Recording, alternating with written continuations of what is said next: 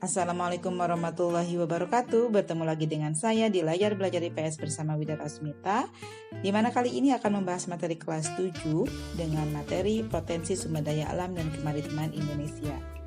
Setelah mempelajari materi kali ini, diharapkan kalian mampu pertama, menjelaskan potensi sumber daya alam Indonesia. Yang kedua, menjelaskan sebaran potensi sumber daya alam Indonesia. Yang ketiga, menjelaskan potensi kemaritiman Indonesia. Yang keempat, menjelaskan sebaran potensi kemaritiman Indonesia.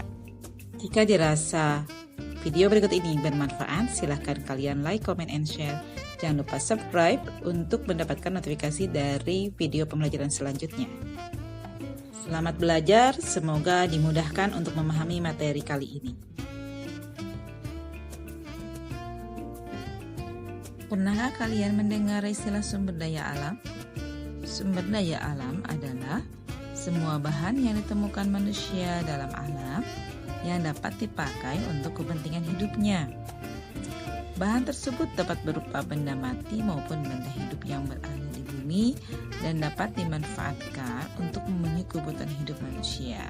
Jadi, apapun yang ada di alam yang dapat dimanfaatkan untuk memenuhi kebutuhan hidup manusia dapat dikatakan sebagai sumber daya alam.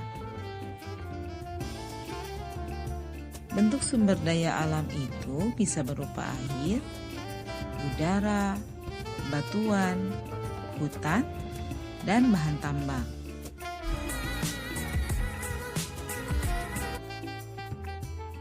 Yang pertama akan kita bahas dari sumber daya alam Indonesia adalah sumber daya hutan. Hutan Indonesia adalah hutan hujan tropis, di mana hutan ini memiliki pepohonan yang berdaun lebar, tinggi, rapat. Dasar hutan atau lantai hutannya penuh dengan tumbuhan seperti lumut dan rumput. Sinar matahari tidak bisa menembus sampai dasar hutan. Memiliki kelembaban udara yang tinggi serta mendapatkan curah hujan yang tinggi. Banyak terdapat sumber air maupun air-air yang menggenang di dalamnya. Hutan Indonesia merupakan hutan yang kaya akan flora dan fauna, dan sebagian flora faunanya merupakan flora dan fauna endemik Indonesia atau flora dan fauna khas Indonesia, seperti misalnya tanaman kantong semar, kemudian Rafflesia arnoldii, kemudian harimau Sumatera, orangutan, dan badak bercula satu. Sekarang kita beralih kepada manfaat dan fungsi hutan. Hutan memiliki manfaat yang sangat banyak. Contohnya, hutan bisa menyimpan air ketika musim penghujan dan ketika musim kemarau kita tidak kekurangan air karena ada cadangan air yang disimpan di dalam hutan. Kemudian yang kedua, sebagai tempat hidup flora dan fauna yang menjadi sumber makanan dan obat-obatan bagi manusia. Yang ketiga, bisa mencegah erosi atau pengikisan tanah. Yang keempat, hutan mampu menghasilkan oksigen, menyerap karbon dioksida sehingga bisa menjaga suhu bumi dan oleh karenanya hutan dikatakan sebagai paru-paru dunia.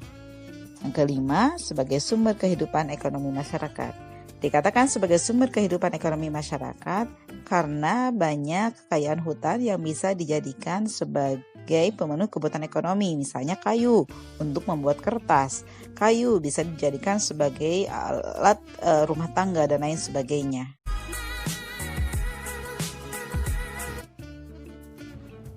Potensi sumber daya tambang. Barang tambang adalah sumber daya alam yang tidak bisa diperbaharui.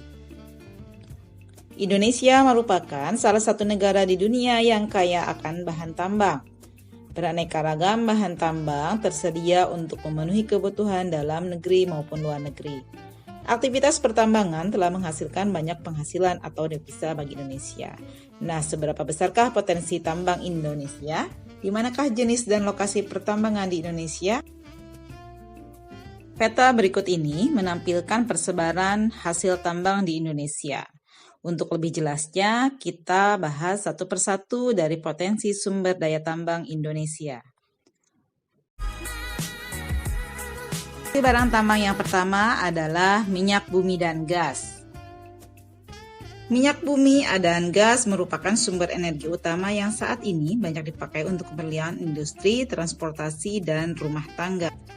Kita bisa lihat data cadangan minyak Indonesia lewat grafik berikut ini. Grafik ini bersumber dari Kementerian ESDM. Dengan data di tahun 2004 kita mempunyai cadangan minyak Indonesia yaitu sebesar 8,61 miliar barel, kemudian naik di tahun 2005 menjadi 8,63 miliar barel, kemudian naik lagi di tahun 2006 menjadi 8,93 barel. Akan tetapi untuk tahun-tahun selanjutnya, cadangan minyak Indonesia mengalami penurunan hingga tahun 2015, cadangan kita hanya di angka 7,30 miliar barel. Adapun sebaran minyak bumi dan gas di beberapa pulau Indonesia, yang pertama adalah Pulau Sumatera. Daerah penghasil minyak buminya di Pulau Danok Semawe Nangro Aceh Darussalam, Sungai Pakning dan Dumai di Riau, Pelaju, Sungai Gerong, dan Muara Enim di Sumatera Selatan. Di Pulau Jawa terdapat di Jatibarang, Majalengka, Jawa Barat, Wonokromo dan Delta di Jawa Timur, serta Cepu dan Cilacap di Jawa Tengah. Kemudian di Pulau Kalimantan ada di Pulau Tarakan, Balikpapan, Pulau Bunyu, dan Pulau Mahakam di Kalimantan Timur, serta Rantau, Tanjung, dan Amuntai di Kalimantan Selatan. Di Maluku sendiri terdapat di Pulau Seram dan Tenggara. Di Papua ada di Kelamono, Sorong, dan Babuk.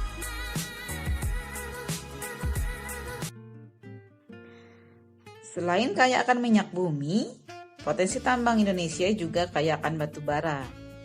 Batu bara ini adalah batuan sedimen yang terbentuk dari sisa tumbuhan yang telah mati dan mengendap selama jutaan tahun lalu. Nah, unsur-unsur pembentuk batu bara diantaranya adalah karbon, hidrogen, dan oksigen.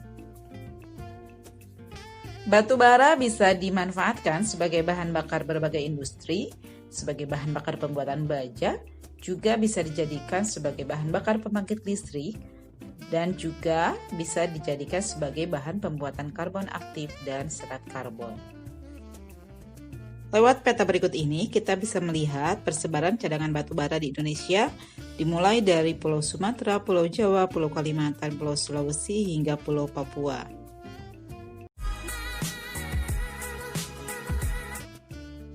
Sekarang kita akan beralih kepada barang tambang yang ketiga, yaitu boksit.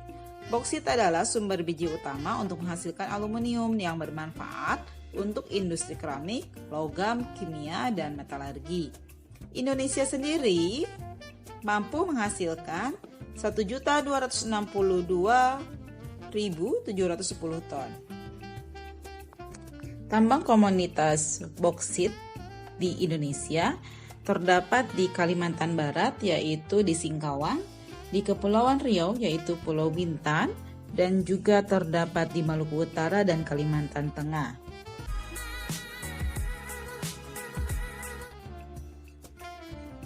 Potensi sumber daya tambang yang selanjutnya yang dimiliki oleh Indonesia adalah pasir besi. Pasir besi ini adalah sejenis pasir dengan konsentrasi besi yang signifikan.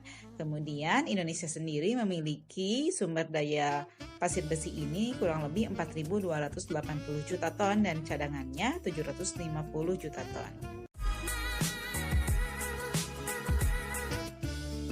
Potensi sumber daya alam yang selanjutnya yaitu emas. Emas umumnya dimanfaatkan untuk perhiasan. Berdasarkan data Tekmira ESDM, produksi emas Indonesia pada tahun 2003 mencapai 141.019 ton.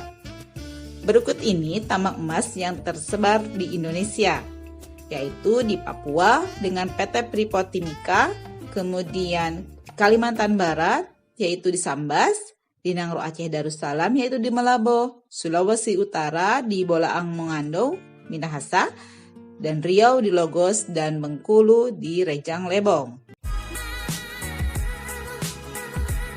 Setelah mempelajari potensi sumber daya alam Indonesia, kita menjadi sama-sama tahu bahwa minyak bumi, gas, dan batu bara merupakan sumber daya alam yang tidak dapat diperbaharui. Lalu, apa sajakah upaya yang sudah dan harus kita lakukan agar sumber daya tersebut tidak cepat habis? Sebagai aktivitas individu, silahkan kalian buat daftar terkait dengan upaya tersebut. Setelah kalian lakukan aktivitas individunya, silahkan kalian kirimkan hasilnya ke WhatsApp group atau ke Google Classroom IPS.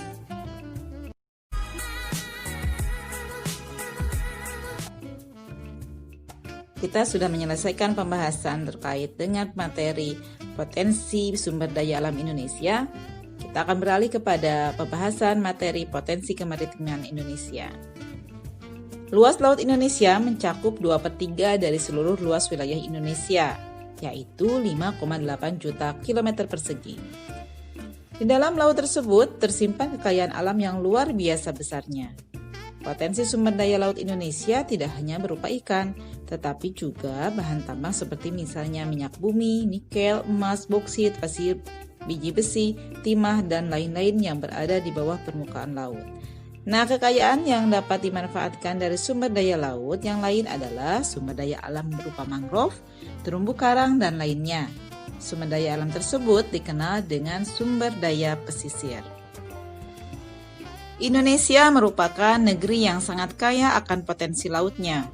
Di dalamnya terdapat sekitar 28.000 spesies flora dan 350 spesies fauna dan 110.000 mikroba.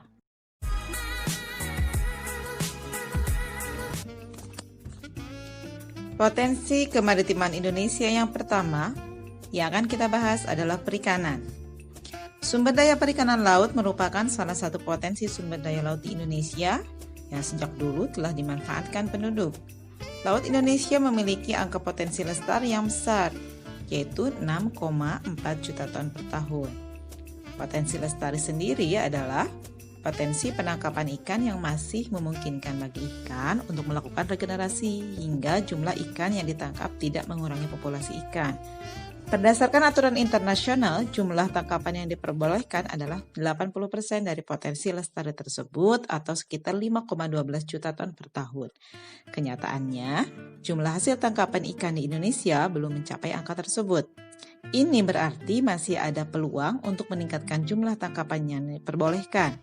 Jika dibandingkan sebaran potensi ikannya, terlihat adanya perbedaan secara umum antara wilayah Indonesia bagian barat dan timur. Di Indonesia bagian barat, dengan rata-rata kedalaman laut 75 meter, jenis ikan yang banyak ditemukan adalah ikan pelagias kecil. Kondisi agak berbeda terdapat di kawasan Indonesia bagian timur dengan rata-rata kedalaman laut mencapai 4.000 meter. Nah, di kawasan Indonesia bagian timur banyak ditemukan ikan pelagis besar seperti cakalang dan tuna. Selain ikan yang tersedia di lautan, penduduk Indonesia juga banyak yang melakukan budidaya ikan, terutama di daerah pesisir.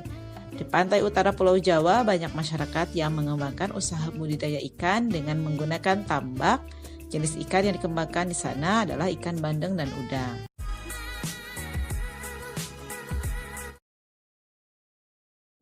Selain ikan, kekayaan laut Indonesia juga yang berada di wilayah-wilayah pesisir berupa hutan mangrove, rumput laut, padang lamun, dan terumbu karang. Hutan mangrove atau hutan bakau adalah tipe hutan yang berada di daerah pasang surut air laut. Saat air pasang, hutan mangrove digenangi oleh air laut. Sedangkan pada saat air surut, hutan mangrove bebas dari genangan air laut.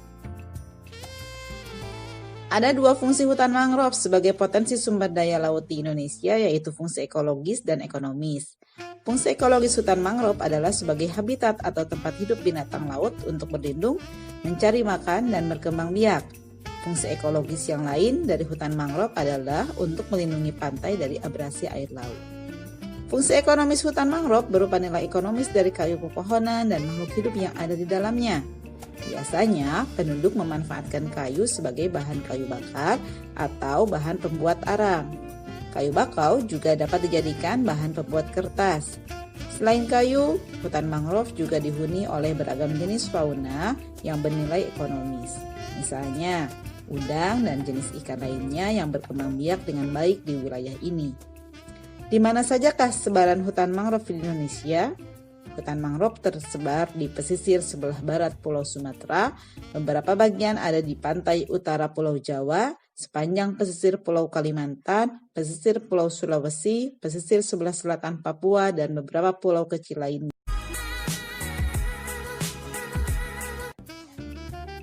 Terumbu karang. Selain memiliki hutan bakau dan perikanan, terumbu karang juga merupakan salah satu potensi kelautan Indonesia. Terumbu karang adalah terumbu batuan sedimen kapur di laut yang terbentuk dari kapur yang sebagian besar dihasilkan dari koral atau binatang yang menghasilkan kapur untuk kerangka tubuhnya. Jika ribuan koral berbentuk koloni, koral-koral tersebut akan membentuk karang. Sebagai negara kepulauan, Indonesia merupakan negara yang memiliki terumbu karang terluas di dunia. Luas terumbu karang Indonesia mencapai 284,3 ribu km persegi atau setara dengan 18% dari terumbu karang yang ada di seluruh dunia. Kekayaan terumbu karang Indonesia tidak hanya dari luasnya, akan tetapi juga keanekaragaman hayati yang ada di dalamnya. Keanekaragaman hayati terumbu karang sebagai potensi sumber daya laut di Indonesia juga yang tinggi di dunia. Di dalamnya terdapat 2.500 jenis ikan, 2.500 jenis moluska, 1.500 jenis udang-udangan, dan 590 jenis karang. Terima kasih telah menyaksikan video pembelajaran layar belajar IPS. Selamat menantikan video berikutnya, semoga bermanfaat. Assalamualaikum warahmatullahi wabarakatuh.